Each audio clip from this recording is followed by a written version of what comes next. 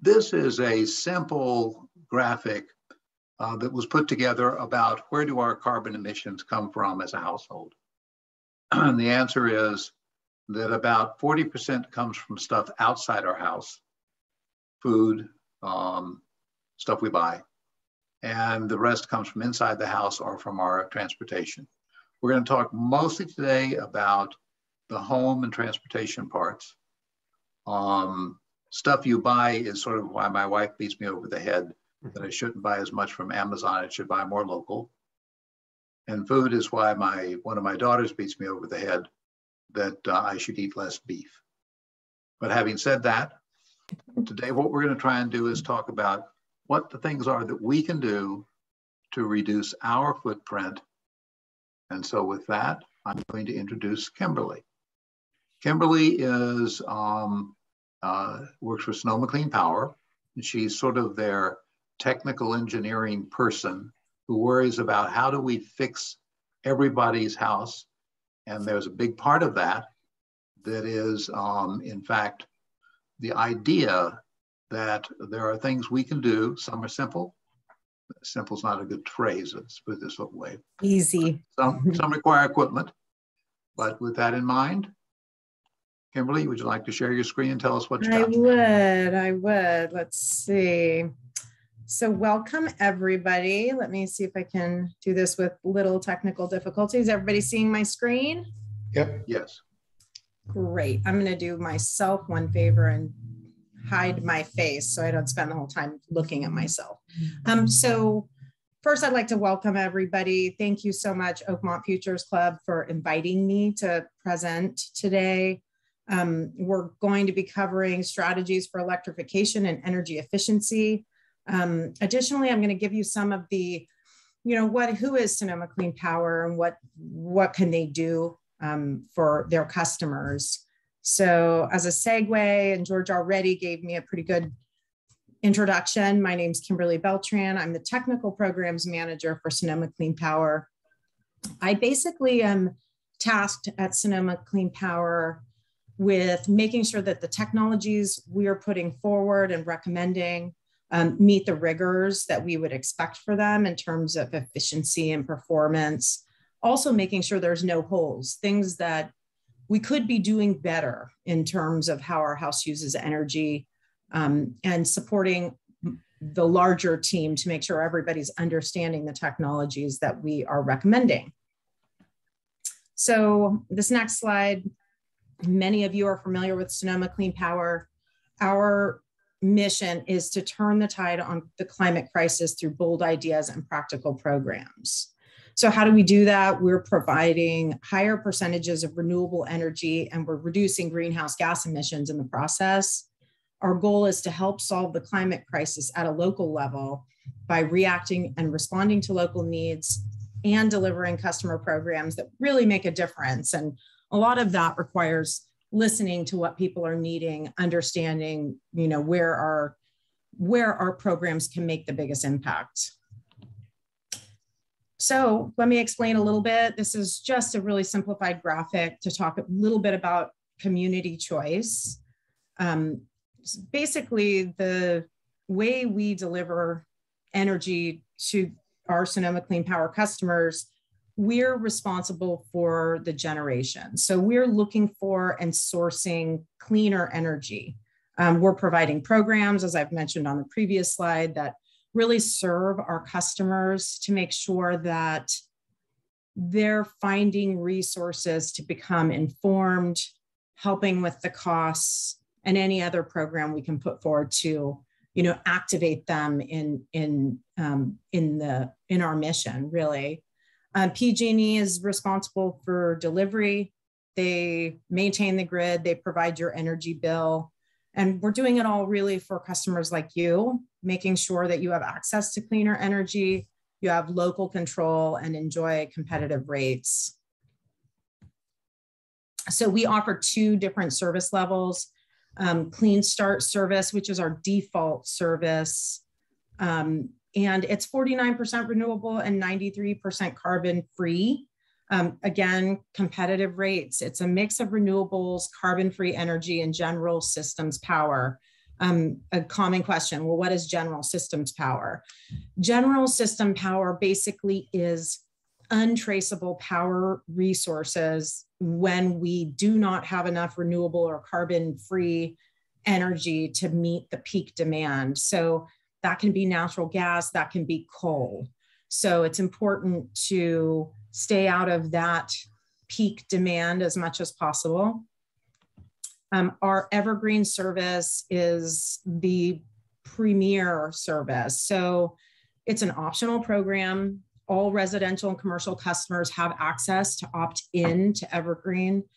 It adds about 2.5 cents per kilowatt hour, averaging about $13 more a month to your energy bill for an average home. So why would we do this? Well, Evergreen service is renewable 24 hours a day, 7 days a week, and it's 100% local. That's really pretty uncommon. I believe we are the only CCA or community choice aggregate utility that provides that.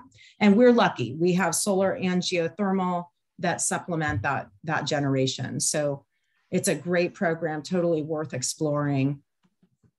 The Advanced Energy Center is the only one of its kind. It's a Sonoma Clean Power. Basically, it's a storefront where you can explore, what interesting new clean energy technologies are available for your home.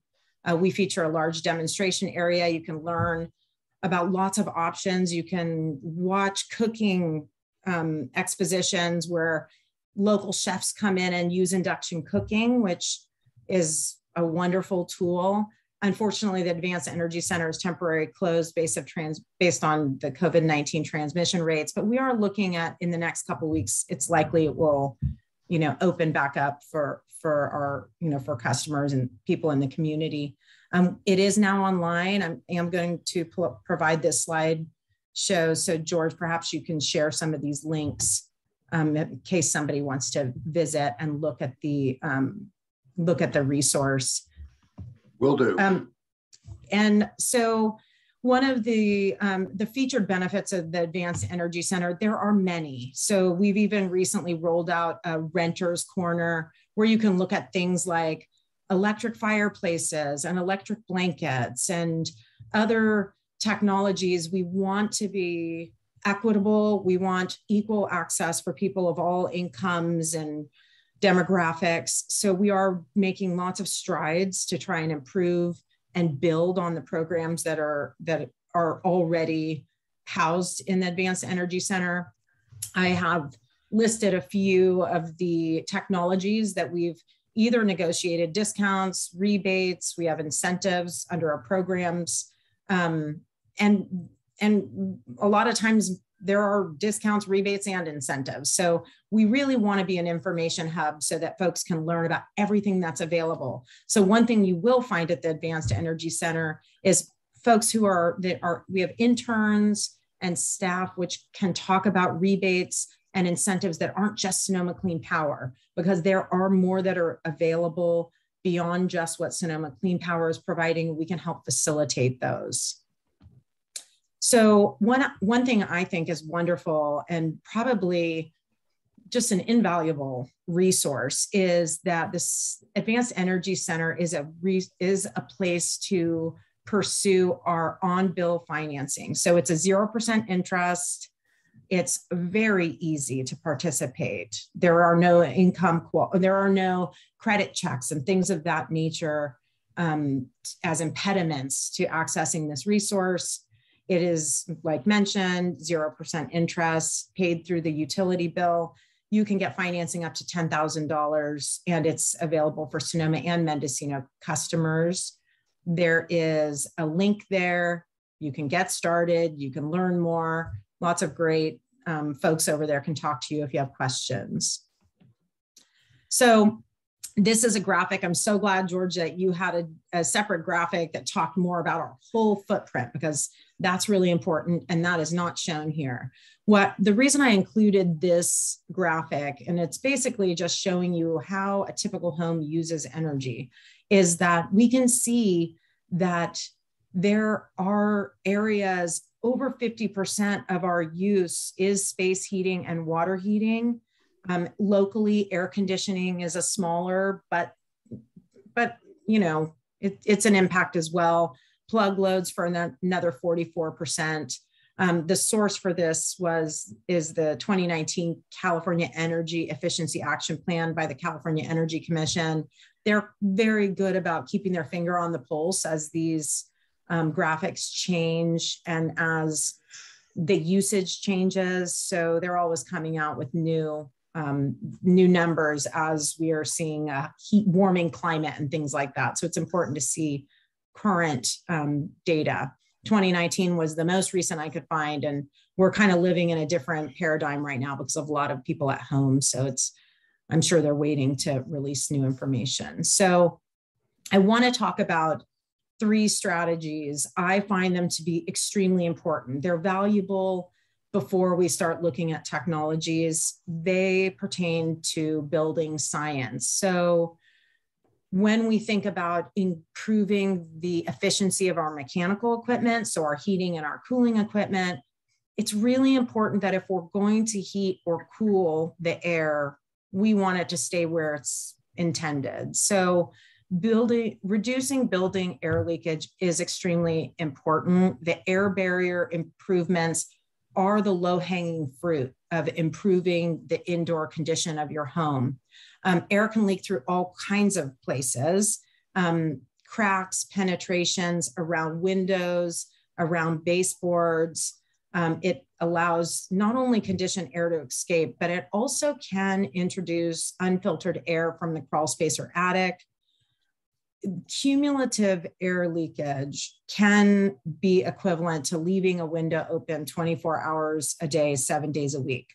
That's really important. So if you wake up early in the morning, it's very cold, you turn up your thermostat, and then you throw open the window, you're not going to get the performance that you intend from your mechanical equipment. So it's really important that we try to reduce this wherever possible. Sonoma Clean Power does not currently have a program that supplements this. We are looking always for opportunities to provide whatever we can to help customers improve their energy use.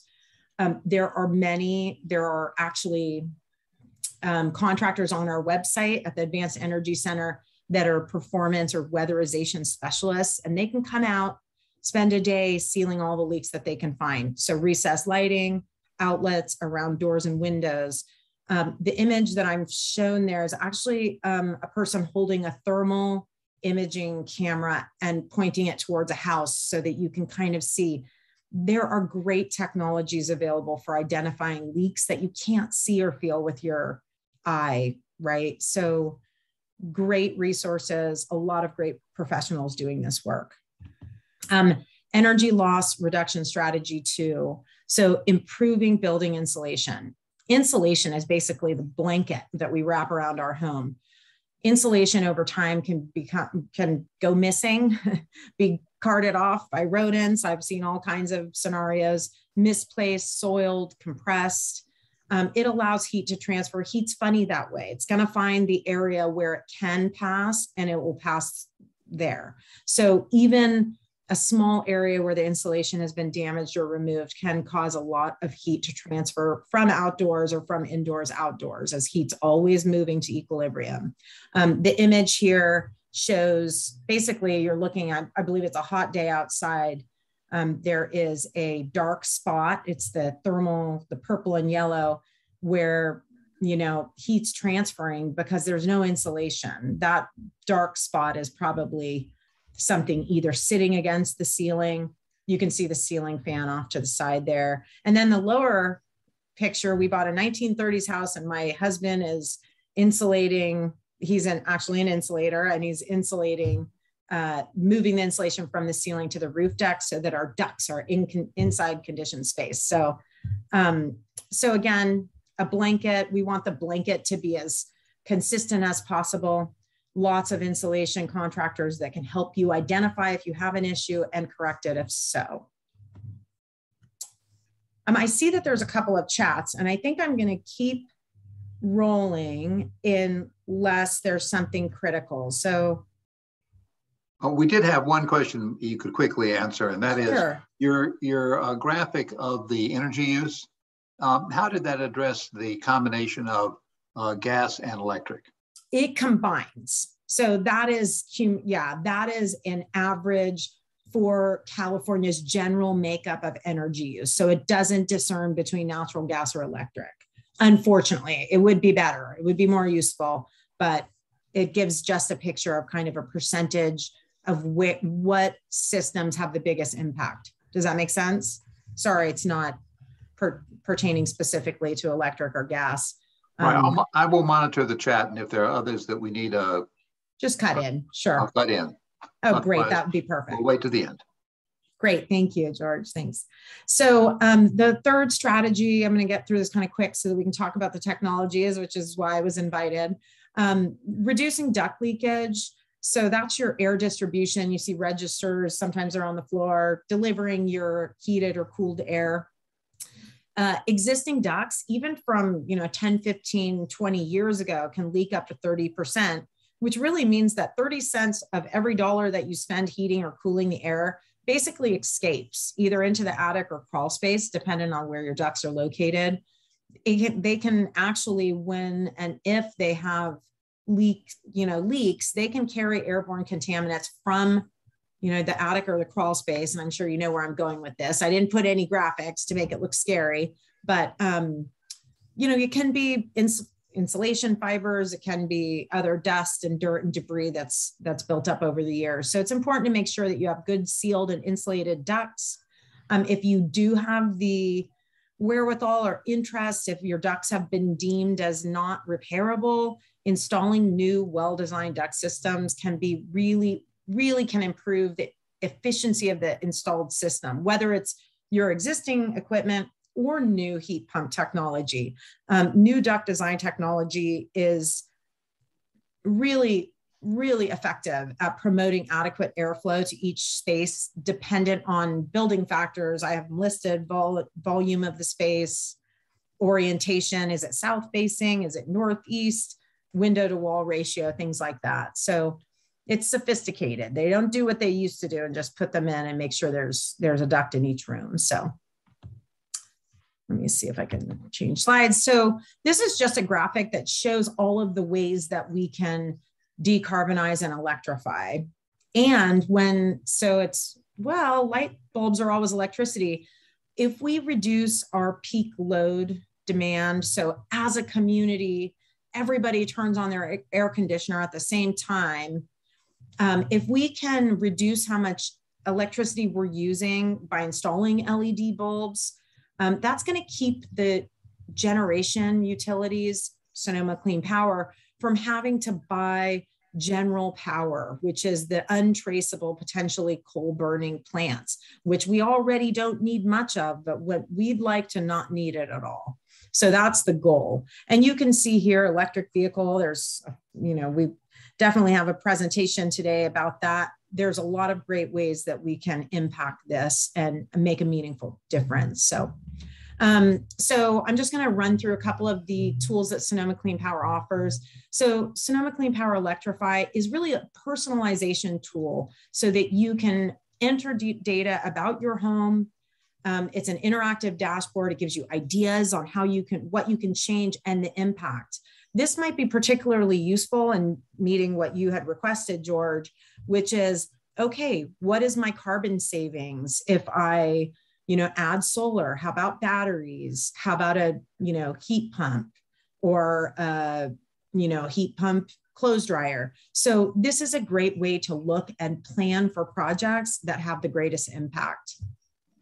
The website is also shown, so you'll be able to access that resource. So heating and cooling, as was shown in the graphic, is a great place to heavily impact your use.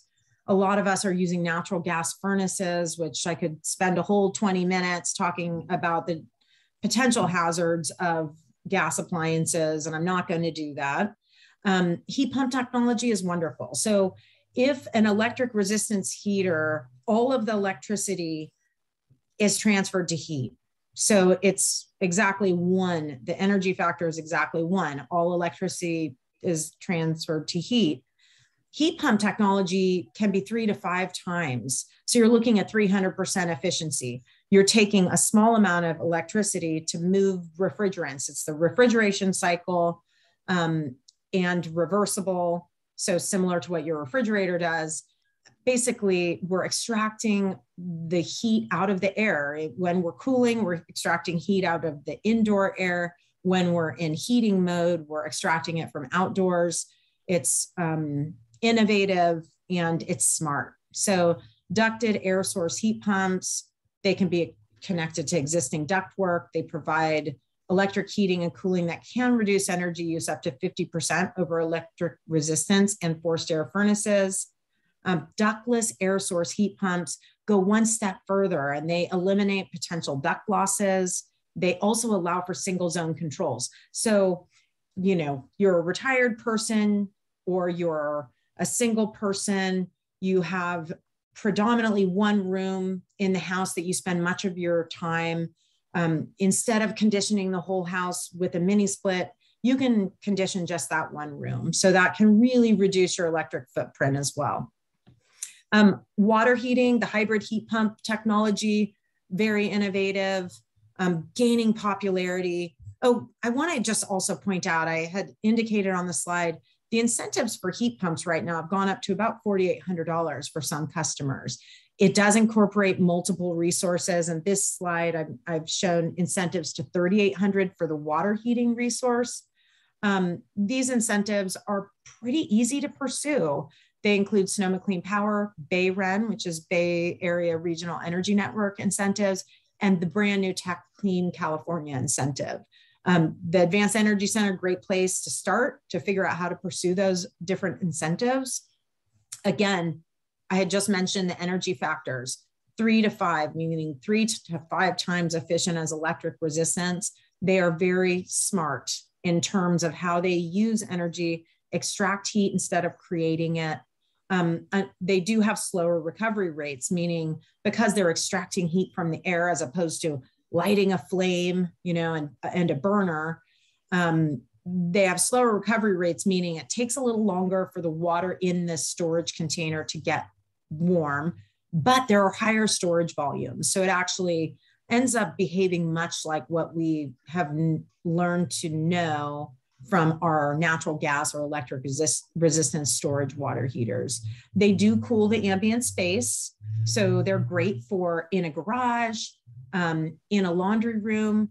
They may, in some instances, require electrical upgrades. So it's important to explore that with a contractor when you're considering it as a technology that might work for you. Cooking, another great product that's being promoted at the Advanced Energy Center. High performance induction cooking is really quite incredible. It's used in many parts of the world and is gaining popularity and affordability in the United States. It's very precise, very safe, easier to clean. You can go and borrow an induction cooktop for 2 weeks. Here's a nice resource. They'll also give you some cookware to use. It does require special cookware that's magnetic. So there's a couple of considerations, but as shown in the picture, that's similar to what you would borrow, and you could then try it and see if it's something that might work for you. Grid Savvy Rewards is a program which I spoke briefly on reducing our peak load. The Grid Savvy Rewards program uses smart devices and responds to grid strains. So times where there is very high peak demand, an automated method can turn down the set points on your air conditioning, can turn off your electric vehicle charging. It is overridable. You know, the Advanced Energy Center does provide a free electric vehicle charger if you participate in the Grid Savvy program. And you can also get 50% off a smart thermostat. So those are great resources. And this is the last, and this is a do-it-yourself energy and water savings toolkit. There are lots of, you know, light bulbs, weather stripping, low flow shower heads, faucet aerators, and a guidebook. They're available for checkout at the library. I don't know, George, you can speak to whether Oakmont has a library branch there and whether they're accessible there. And if you want more information, I can certainly check into that as well. They would not be available at our local library, but there is a library over in Rincon that Right. People here go to if they're smart enough to avoid when the high school lets out. Right. Oh, that's right. I remember that one. My son went to Marie Korea and I'd be like, I'll just park in the, yeah. So yeah, it gets a little crowded over there. And so that's basically my presentation. Thanks so much. There might be questions and I'm open to that. What I would like to do is move on to Dana and then Joe, and then we'll open up to general questions, if Perfect. That makes sense to everybody. So with that in mind, Dana, you're the one on the shot. Hi all, Dana from Solarcraft. Just for everybody to hear, my time slot was pretty short, so we're going to go through some things really fast on solar, and then at the end there'll be plenty of time to kind of go through questions and even get out on the weeds some. So I apologize in advance. Solar can be an awful lot of info, and we're going to just cover some high-level things. George definitely wanted to make sure we talked about the big picture benefits, that it's nice when the finances work in your favor. I always talk about it being the kind of the wind in the sail that makes things like going solar super easy, but it is super important. You know, we're kind of in a big fight to reduce our carbon loads and get our climate kind of under control. And when you as an individual go solar, you kind of make a statement for the neighborhood and the community and the planet and the whole thing. And, you know, with luck, that whole thing snowballs. So super important. I did want to just bring up right up front that it's great to go solar, not just for the financial benefits. And let's see. So about me, Dana Smith, I work for a company called Solarcraft. Solarcraft has been around since the 80s. We've got 7,000 installs, swimming pool thermal, residential solar, commercial solar, nonprofit solar. And you'll see we're kind of hyper-focused. A lot of installs in Sonoma County, a lot of installs in Marin County, and just fewer in Napa because there's fewer people there. But that's just the 3 counties we focus on. And just if you net of what's going on here, or you jump off early, going solar with batteries is sometimes people treat it very simple, and there's a lot of nuance to it. And my suggestion, just at a high level, is just get a good partner. Definitely get multiple quotes, standard with all kind of home construction type things. Get multiple quotes. Find some experienced people that have good reviews. I really like to push the go local, and it kind of counts in the coming up, but that solar is going to be on your roof for 20 or 30 years. And we get so many calls of people who went cheap or went national or went with companies that just don't have good tech support. And whether it's 3 or 5 or 12 or 15 years later, they're shopping around trying to find help. And it's just better to pick a good partner up front. These aren't always name brand components, so it is easier for people to sneak in cheaper quality or low quality installs. So, you know, when you do get multiple quotes, you know, definitely try to understand why the difference in cost, if much, but do know the value of solar over 20 years is large when done right, and can be a big mess if done not well or the cheapest. So just be careful. It's kind of easy for your eyes to glaze over with all the details and just go the cheapest route, but that may not be the best value for you, and might end up being the most costly. We'll talk about it a little bit, but solar's been around since the 70s, but as we know it has definitely been around 10 years. And I think it took till about 3 years ago to hit the first million homes in California. But we've got 300,000 since. So solar's pretty established. You know, the products, the components, the installers, everybody's got the drill down. They go in well, it's super easy. Batteries are super cool and the technology works, but we're still a little early on the cycle, meaning there'll be new things coming. You might get a better value in a couple of years where the same investment might get you, if not more batteries, then maybe, more of a microgrid or easier interconnection, or even the ability to take an EV car that has way more batteries in the car itself than what people are bolting on the walls in their homes, to somehow interconnect with that. So that was just super high level.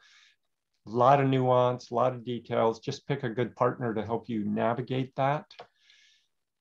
We're kind of in this time where the headline up here says last best time to go solar. The rules are changing, and for the first time, and as long as I've been in solar, and even probably since the 70s, solar has always got cheaper and cheaper and cheaper, but we kind of hit bottom and bounce back up, where the components are as cheap as they're going to get, or the costs in the future going down are not large, but other things like soft costs with getting permits or labor are just going up. So we kind of hit that point where it bounced up. One of the things that's out there to make the investment in solar easy is this tax credit. And right now on the books, as it was 30%, it dropped to 26, and next year it's going to drop to 22, and then for residential it goes away. Now there's definitely talk that, like in the Build Back Better bill in Congress that just got stalled out, that they were going to refund that, maybe even get it back up to 30%. So now we're waiting to see if that Build Back Better bill just gets kind of chunked down into 2 or 3 smaller bills, and climate change will likely be one of them. And I'd be surprised if it wasn't in there, because it seems like both parties like these tax incentives, but just know right now it is winding down.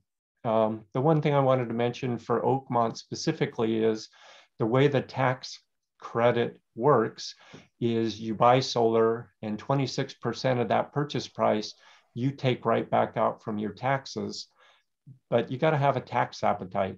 And sometimes retirees may not have a big tax bill where you're paying big taxes where you can subtract this from, or they have a super smart tax accountant, let's say, that they don't pay a lot of taxes. So it is important just to think about that. That sounds good on paper, but if you can't take it, then that's an important thing to figure out up front.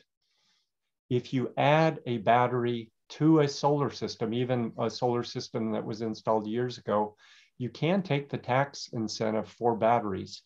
You cannot take the tax incentives if you just buy a battery without solar. So that battery incentive is just piggybacking in on solar.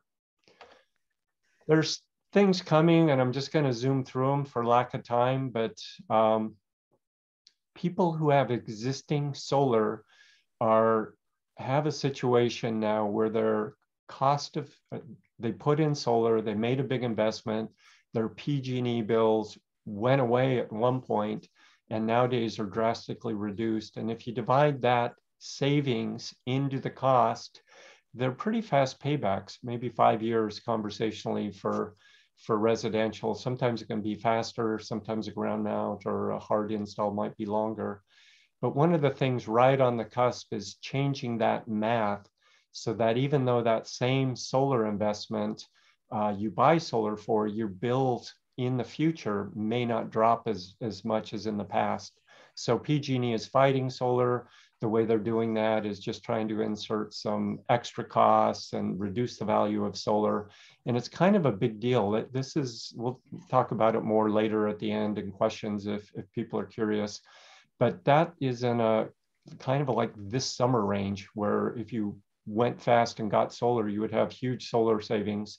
And if you waited till not that many months from now, it may be a whole different picture. That's a little bit in hold and uncertainty, but it is a big deal. So if you're thinking about it, definitely kind of sort that out. There's a kind of a winding down of a rebate that they have for batteries. It's not a big amount now. We're kind of at the tail end. We can talk about that more. Sonoma Clean Power has a really nice program to help you kind of navigate that rebate, but that's also winding down. And then the federal tax credits we talked about. most of you have been here since the big fire starting in 2017 that burnt that 8,000 homes, and you guys have been ground zero with all the fires in the hills and the PSPS events and everything. But because of that, construction labor is really hard to get. It's more expensive, the expertise, getting electricians, even dealing with PG&E, getting them to come out and put in new electrical panels. It's kind of like walking through mud here in the last couple of COVID, obviously. But we kind of have this dual thing going on where, because of the changes in the finance benefits, a lot of people are jumping in like right now, trying to get their solar kind of in and grandfathered into the better rates. So there's large demand. There's definitely limited components. We're getting the same, supply chain challenges that everybody else is. Ours seems to be hitting now with module and price increases and things. You may not have got your January bill yet, but you'll be very surprised because they didn't sneak it in, but for most consumers, there was a noticeable jump in January for both gas and electric. So, don't be surprised if it's noticeably more than it was a year ago. And that was 10%-ish, maybe depending on the rate. But they've got requests for 18% next January, and I'm not sure where that stands if it was passed. But just know the longer you wait, it's just better to jump off that bandwagon pretty quick. There's just nothing good about staying with PG&E. Bigger picture, how the fires and the bankruptcies and all kinds of other things you can get into, but economically, you just can't afford to stay with PG&E. I'm not going to go into the weeds on this, but this net energy metering is just the way they calculate the extra production in the summertime. You're going to get a lot more production in June and July, but also in the daytime in a summer afternoon. The meter spins backwards, you store those credits, you use them in the winter, or you use them in the evening or overnight. And that math, how they store those credits, will be not as advantageous for solar customers in the future on this new NEM, net energy metering arrangement.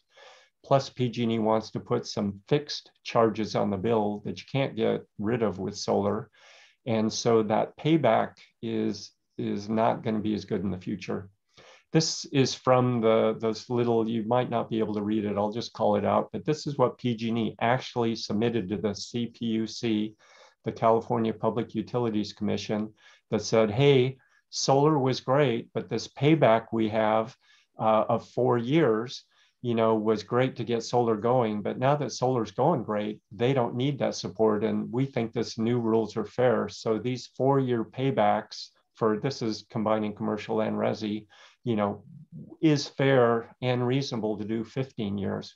And I'm getting into the weeds, but everybody thought the CPUC would kind of maybe split that in half, and we'd be fighting over a little, how do we get a 6 or 8 year payback down to, 5 or 6. But the CPUC in a proposed decision last month pretty much gave the PG&E and the big utilities everything they wanted. So kind of killing solar as we know it in California if it goes through as is. So it's temporarily on hold. It's definitely not going away.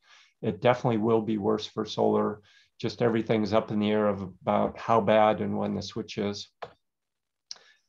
This is just something people don't get, but on the PG&E website, you can go click the rates and they'll show you what the rate was in 2008. And I pulled 2021, but back in the day, they had the E1 rate.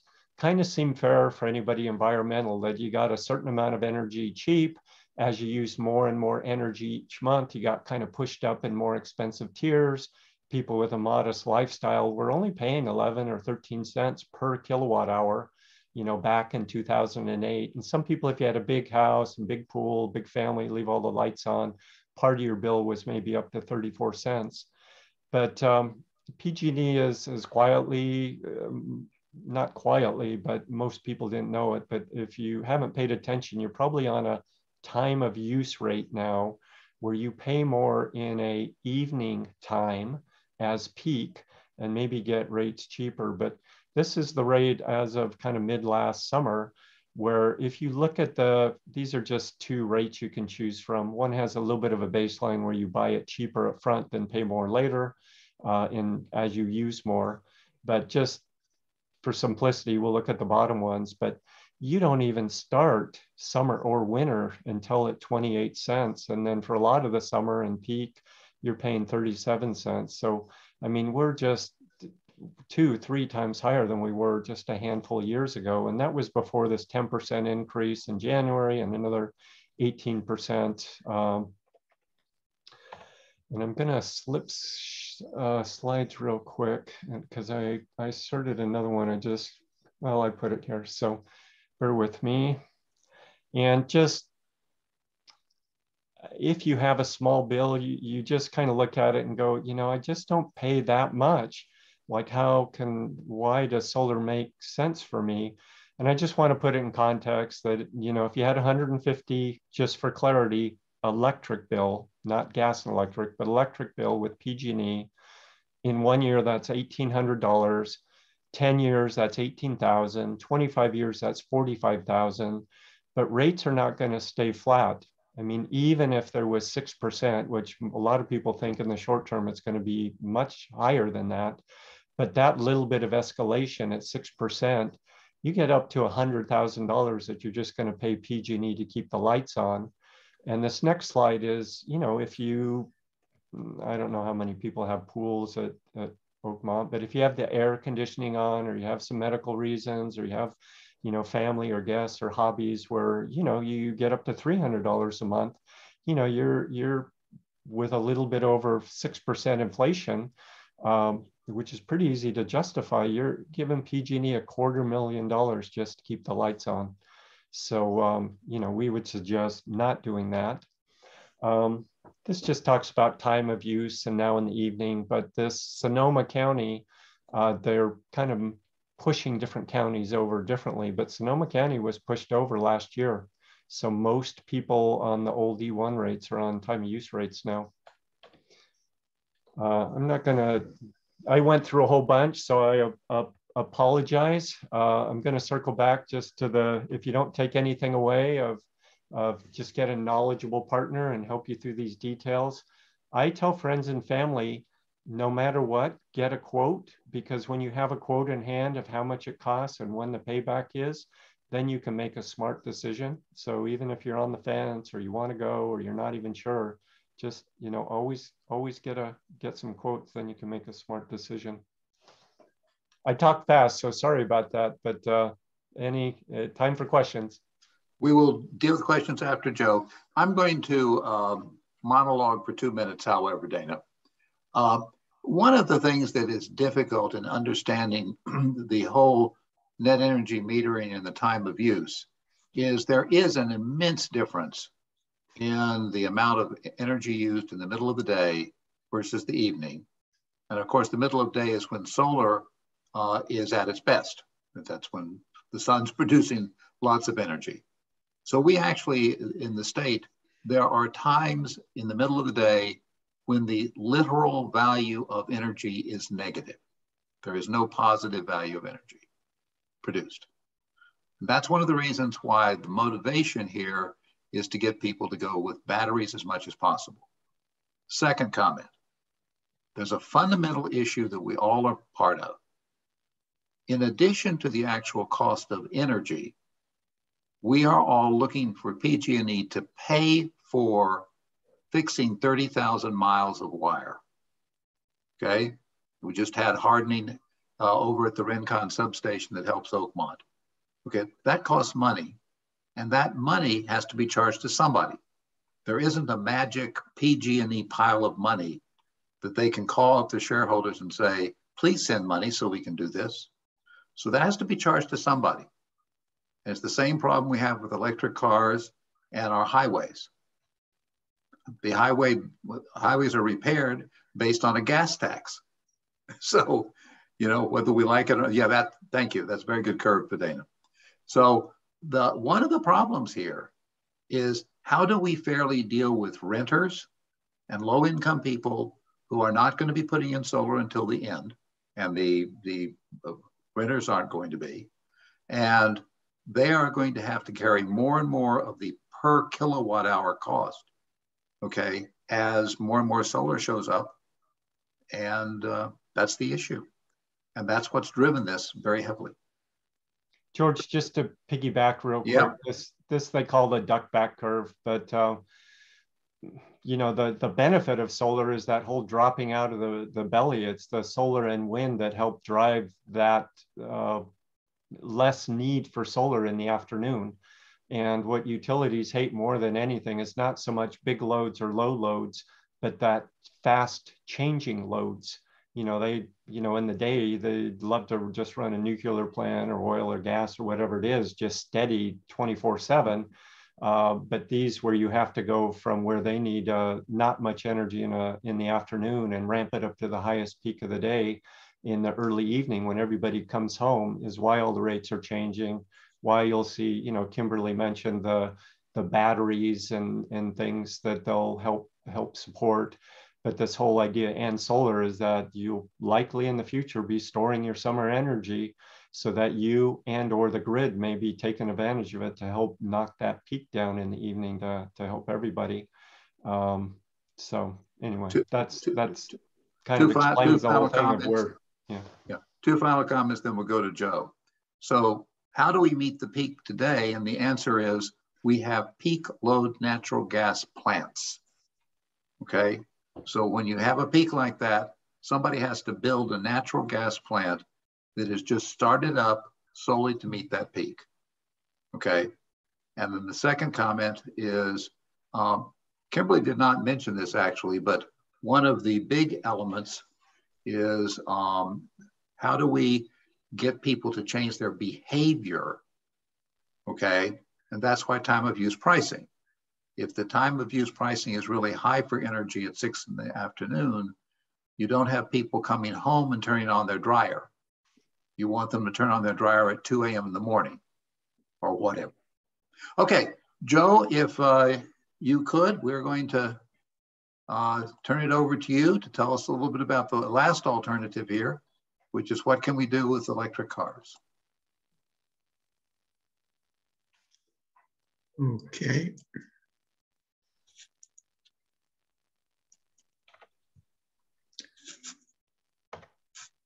Got to share my screen. Bear with me, please.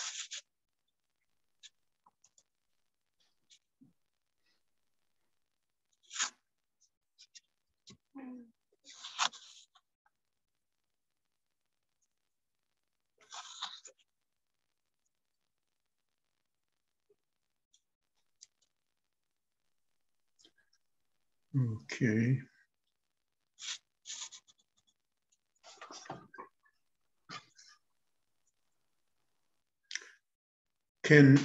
Am I on? Can people hear me? We can hear you. We do not see a screen. You don't see the screen. Okay. I thought I hit share. But... Once you hit share, there's another button that says which screen. You got to click on the bottom right. Okay.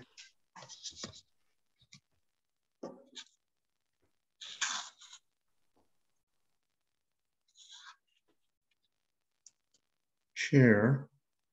And then there's the other. Can you see anything now? Yep, we got you. We got you. Okay. Okay.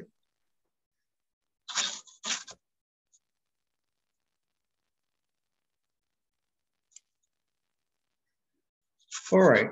So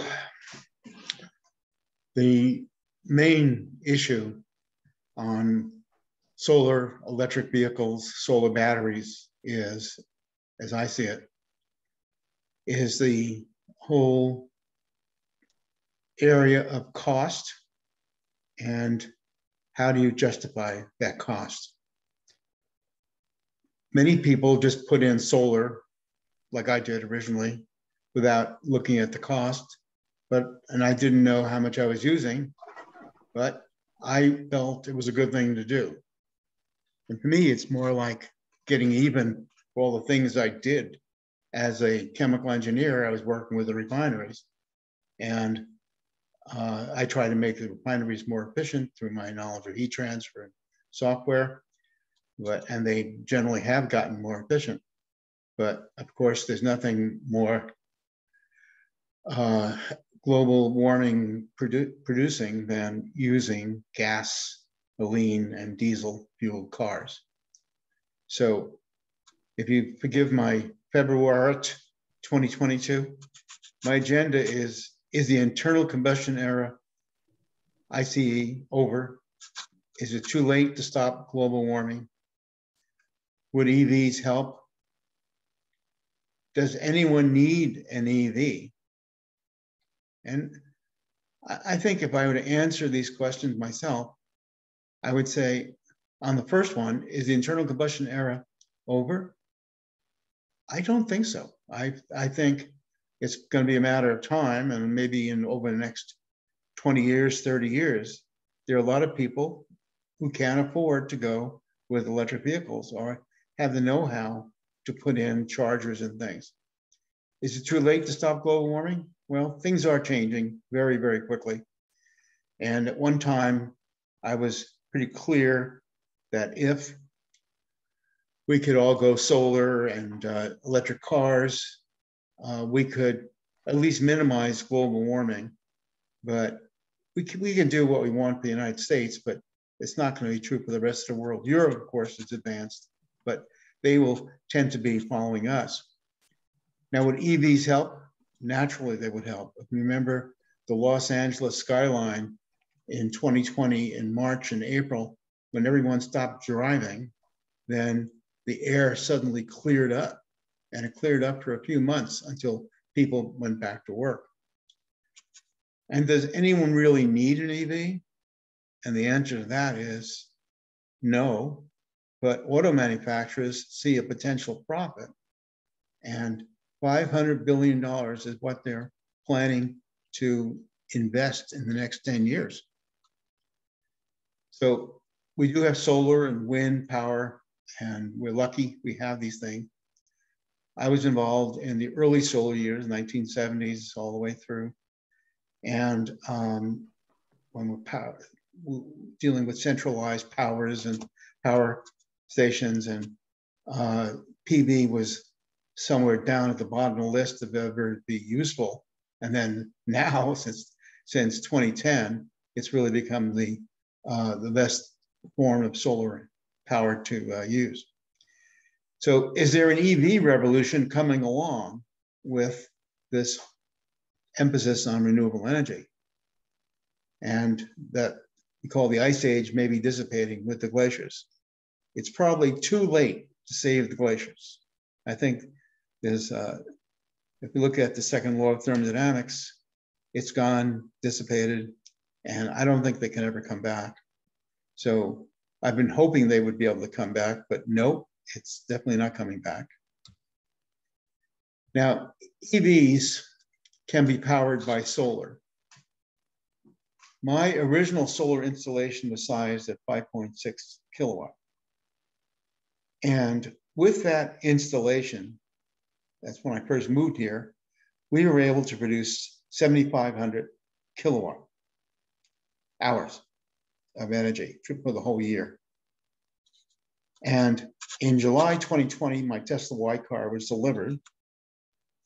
And I found that I was using the car more than I originally was hoping for. I originally had intended for about 5,000 miles a year, and I'm closer to more like 6,000 miles a year. So I needed more solar panels to handle the extra load for the car as well as the house load. So I increased our solar to 6.3 kilowatts. Now, the most important thing about electric vehicles is, and it's usually neglected by people who review them, is what is the car efficiency? The brilliance of Tesla and Elon Musk is he looked at the drag coefficients of these cars in wind tunnels, and through very well-designed things, my Tesla Y car efficiency is 4 miles per kilowatt hour, which is equivalent, according to the EPA, of about 135 miles per gallon. They have a way to convert it. Now, the interesting thing is, having my Tesla in the family, my wife doesn't like to feel guilty in driving her gas car, her gasoline BMW X5, which uses a lot of gas. In fact, right now, I think she's paying about $90 for every tank full that she uses of gasoline. Now, she would like an EV also. And we're in a situation where that is more than possible for us to do that. And we've ordered a Tesla X car for her. And I imagine we'll be getting something like 15,000 miles a year on that car. So I've ordered another 8 panels added to my roof. And it'll get put in somewhere this, probably in February or March. So at that point, we would have enough to handle both electric cars. Now, it's not unusual here in Oakmont. On the eastern side of Oakmont, there are lots of people here who have 2 Teslas in the garage. And it's kind of interesting that that is available to people nowadays. But remember, we're retired folks, and there's no reason that we shouldn't make investments in our cars. We tend to give our old cars to the children. We have 5 grandchildren and a 6th one on the way. So for me, it's no problem giving the kids the extra cars that we've used up. And we tend to drive our cars for 10,000 plus miles also. So the whole area, these numbers that I produced on this slide, is the whole secret to sizing your solar installation to the necessary need of your house load and my car load, the Tesla Y car load. There's no question that I'm very happy with this car. No maintenance when it comes to EVs. There's essentially no maintenance. The only thing I've done in the first year and a half was windshield wiper fluid. And I made my own wiper fluid, 3 parts distilled water, 1 part of Windex, and a few drops of Dawn liquid. And there you are. You can just easily add that. And I did that after a year and a couple of months. So you can see I'm totally happy with my solar. I also have backup batteries. I have 2 Powerwalls, Tesla Powerwalls. And generally, I produce all my power for my car at 2 times. Once during the middle of the day from about 10 o'clock or 11 o'clock till about 2 or 3 o'clock. And so I'm charging my car around that time. And at night, if I know I'm going to go out somewhere and have to drive a couple hundred miles, the 300-mile range of the Tesla Y means that I don't have to deal with issues about where I'm going, because if I go past the range of mileage that I have, of course, we have the Tesla superchargers. Now, I know other people who've used other cars, including the Chevys and other cars. They are not at the same level of car efficiency. And we see that in particular with the BMWs and with the Mercedes cars. And they're going instead for people who are less knowledgeable about EVs, but are more interested in the pleasure of a beautiful car. And there's every reason to be that, but I'm an engineer. I'm happy with my Tesla Y car. It's well made and have no problems with it. So I think we're probably ought to be open up to questions at this stage. Sure, yeah. Okay. So I'm going to drop you out of this sharing, and I'm going to, where is, oh boy, and here's Dana.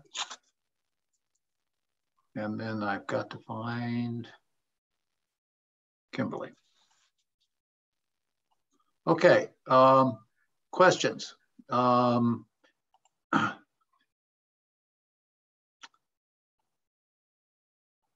me get to the chat and see what we've got. I've got one for Joe real quick while you're doing that. Joe, Off the top of your head, do you know the approximate size of the kilowatt hour batteries you have in your house and versus the kilowatt hour batteries you have in the Y and soon to be coming X cars? Do you know that by chance? You're on mute. I'm still. You're quiet again. There you go. Okay, thank you. So the, excuse me, what was the question? I'm sorry. You bought batteries for the house? Oh yeah, So you've okay. got kilowatt So hours on the wall and yeah. The power walls are 27 kilowatt hour. I have 2 of them, and they've been doing really well. And the car has a 70 kilowatt hour battery. And I decided not to try to work out some deal where I could use the battery in my Tesla to keep the house going, whatever, because we use that car. when you leave with your car, your house still needs the batteries. And I feel that it's a good idea for those people that are buying F-150 Lightnings and whatever. It's a thing that people are looking at to be able to use the car battery to take care of the house. And it works unless you need that car to go somewhere for a couple of days or whatever. So it's a limited use thing for me in our family. So that's what, oh, the other thing is about the solar, the charging is really important to be able to do it at a time that makes sense. Sonoma Clean Power sent me a note that tried to charge my batteries in the middle of the day. And that makes the most sense. Originally I said, that doesn't sound that great, but it makes a lot of sense to do it that way. I have a spare power that I generate, might as well just go right into the gas tank of my battery. So. Kimberlee, a number of us did things that we thought were really smart that many years ago. So I went to a direct heat water heater with, of course, gas as the source. Okay. Yes. One of the things that we've been told by a lot of people is we need to be very careful about having too much water used just because we don't get hot water. Yes, this is a great question. And it's one that I have been doing a lot of exploring. You're thinking of recirculation, correct? Yeah, thinking of recirculation, also thinking of having heaters that are closer to the places you use them. It's a very good point. And I want to say that we did a little early exploration. Water is an extremely critical subject. Living in California, you just can't get through a day without hearing about the drought conditions. The use of research. So the best situation is what's called a compact water distribution, which is exactly what you're mentioning, George, where the hot water heater, and in new builds, we have a great opportunity. The water heater is central in the house.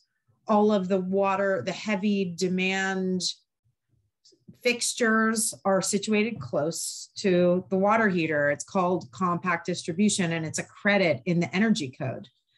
Water recirculation, there's a great table which talks about the different options for water recirculation. There is a kind of water recirculation, and there is an incentive on Santa Rosa City Water's website.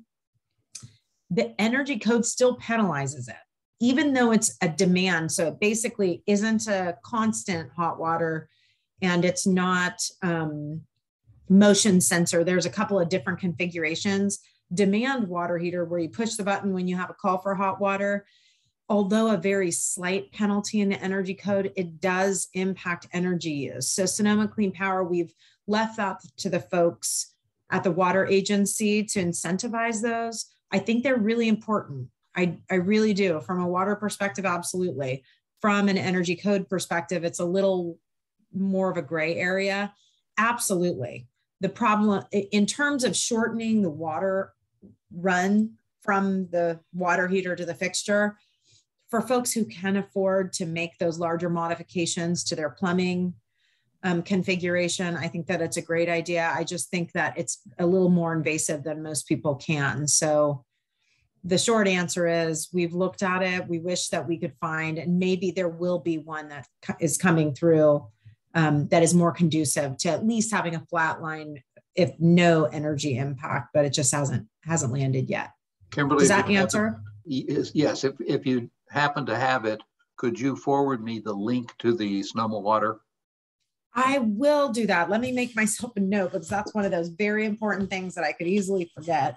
Dana, the question that always comes up when we talk about solar panels, are the ones that Solarcraft uses now Chinese or American? Yeah, that is a good question. So we're probably in like only 3% of modules are made in the US anymore. It is a small number. And some of the ones that are purportedly made in the USA, kind of like cars, you've got these big supply chains now where cars may be assembled in the US, but they'd have a engine made in Mexico and tires from Japan and parts from all over the world. And some of the same things happen where cells may still be made in different parts of the world and maybe final assembly here.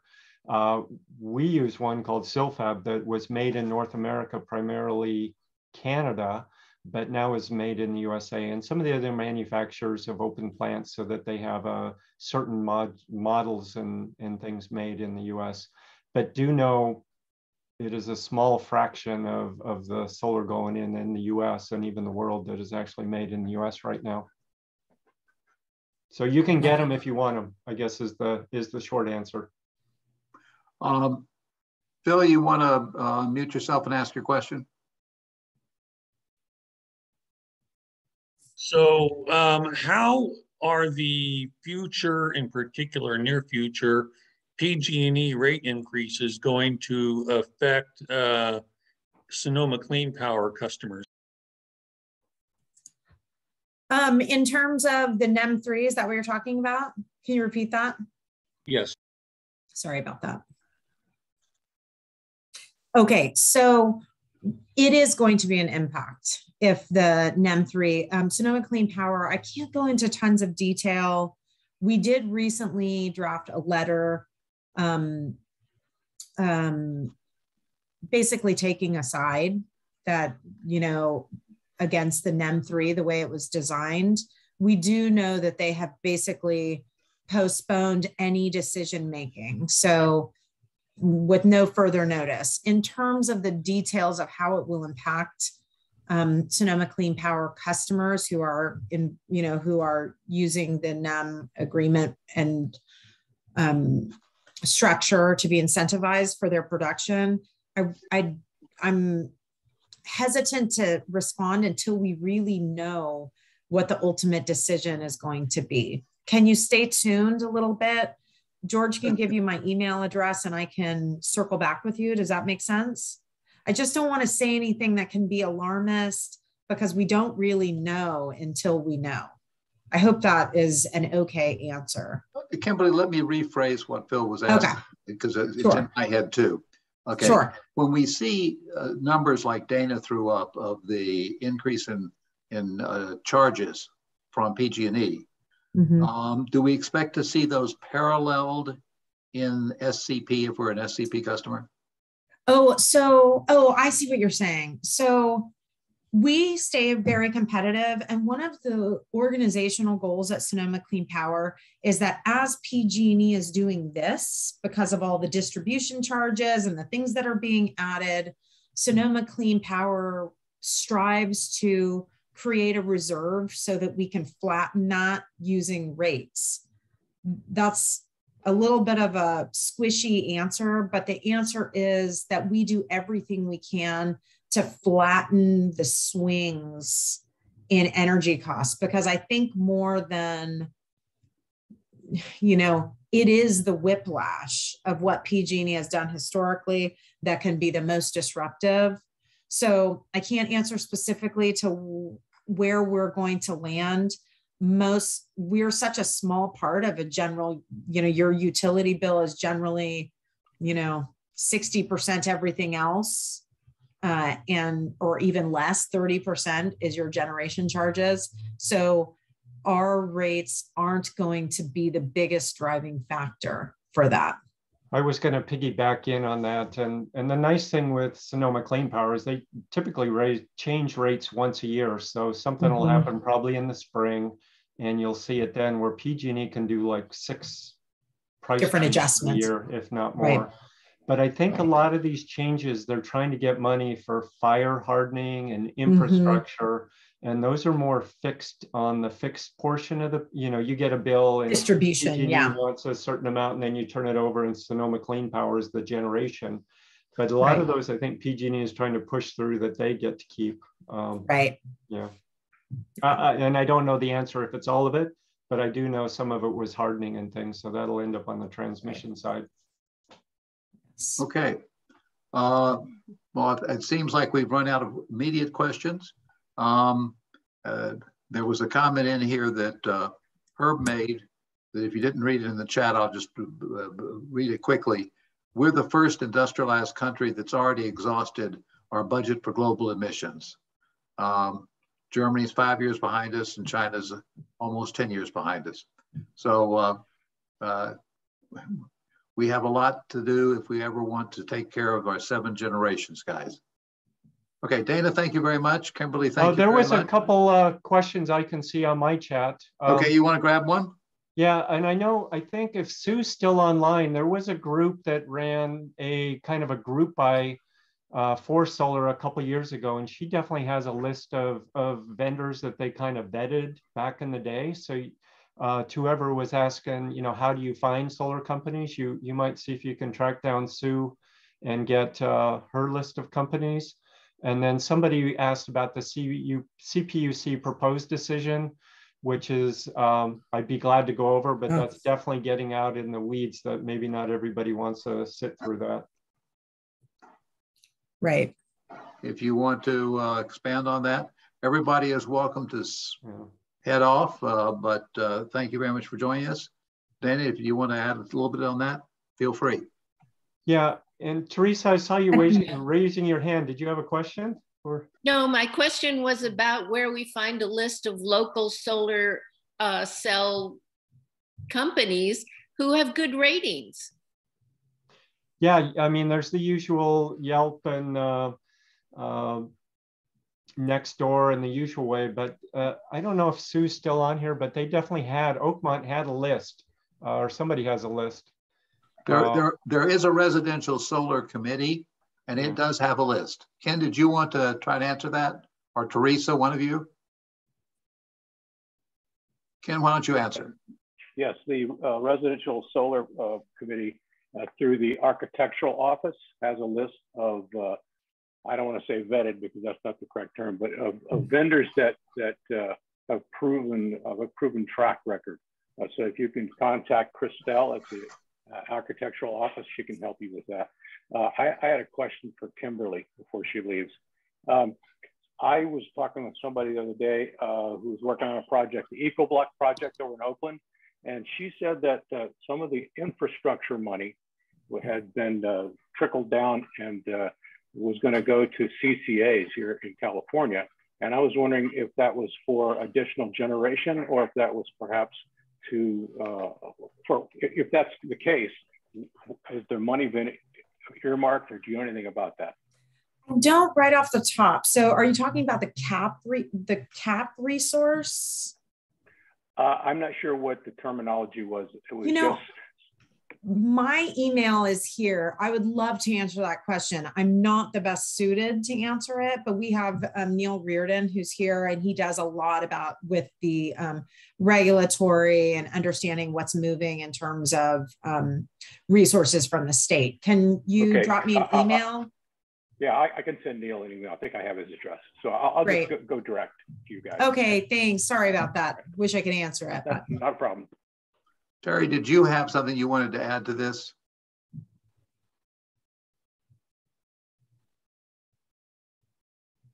No, I guess not. Okay. Well, thank you all very much, and we'll call it into the day. Thanks so much for inviting me. Go through the CPUC for anybody still curious? I'm going to Okay. Thank you. exit. Thanks so much, you guys. Okay, we're going to call it here. Thank you.